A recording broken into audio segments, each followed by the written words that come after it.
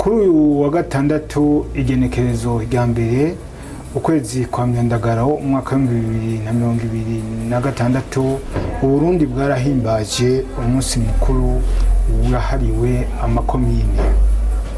Akaba ari umunsi mukuru uhimbazwa uri wa gatandatu wa mbere w'ukwezi kwa myandagaro, aho watanguye guhimbazwa kuva mu mwaka wa 2014, aho Kumbizi TV yari iherereye mu ntara ya Gitega neza na neza muri komine ya Muramvya. Ibyo birori by'uwo munsi mukuru bikaba byatangujwe Icese na musitanteri wa komine ya Muramvya hamwe n'urongoye inama mpanuzwa jambo y'iyo komine. Akaba ari umunsi urangwa no kugurura bimwe mu bikorwa byakozwe, aho nko muri komine ya Muramvya byatangujwe no kugurura bimwe mu bikorwa by'iterambere komine ya Muramvya yaranguye mu mwaka uheze w'2025. Aha twovuga nk'amazi, ibiraro,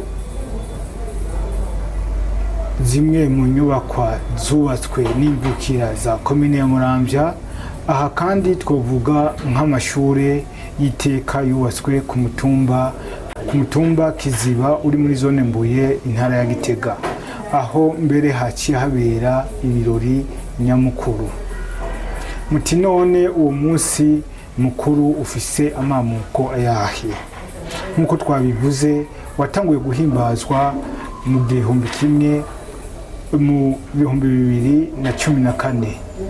Imbere yaho harabaye rero itegeko riwushiraho numero 100/203 ryo kuwa 31 Myandagaro umwaka wa 2013.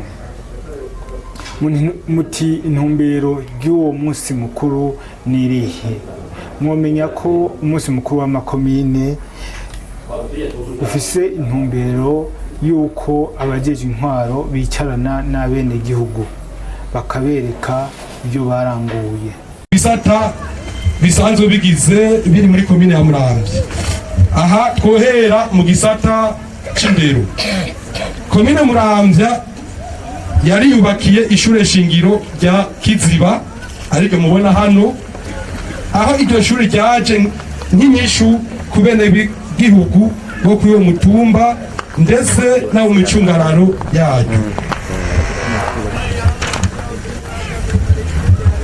Mu ntumbero yo gukemura ibibazo bijanye n'ubukene bw'intebe mu mashuri, komine Muramvya iriko irakoresha intebe zigera ku 200 kugira abanyeshure boroherwe mu kwicara neza mu ishure. Inyuma yo kugira amanama yabitanije na komine, ibikorwa bijanye no gusibura imbere y'amazu ari ku mabarabara, turavye ibarabara rikuru RN1 na RN2, ubona yuko uno munsi haciye ubona ko cyahindutse, kuko abene gihugu bahitabe akamo gisukura isukura mu bwa kimwe twita pavage. Amazi meza, imigende itandukanye, aha twavuga umugende wa Gishuha, Buhonga, Nyagonga, Rukaragata, Nyamatege, Sahaga n'ahandi yarasanuwe na komine. Ivyo bituma amabombo atari make ashika kuri 11 yo mazone ya Muramvya, Bugarama, Bukeye na Mbuye yaramaze imyaka nyinshi yarakamye amazi asubira kuboneka. Ivyo bikaba byarafashe cyane abene gihugu bayihereza. Za rusengo shasha zo mu mitumba itandukanye zarubatswe, izindi zirasanurwa. Aha twovuga komine ko yatanze isima, abene gihugu n'abatanga amaboko n'ibindi babikenewe. Tugiye mu bidukikije, uburimi n'ubworozi, haraciwe ibinogo binini ku mutumba wa Gikonge. Uravye Isaga urabona yuko ino munsi ari cyahindutse, aho hambavu yo guca imikobeko minini kandi miremire himbwe n'ibinogo binini binini bigumya amazi. Bakongera bakanababwira ibyo bazorangura muri kazoza.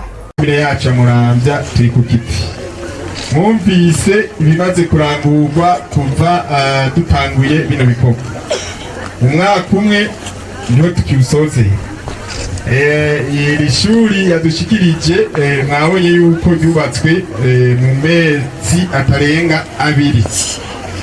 Ibikorwa biri inyuma ni byinshi cyane, ngomba gerageze kubidondagura, ariko ahanini ngomba mpere kw'iki c'indero.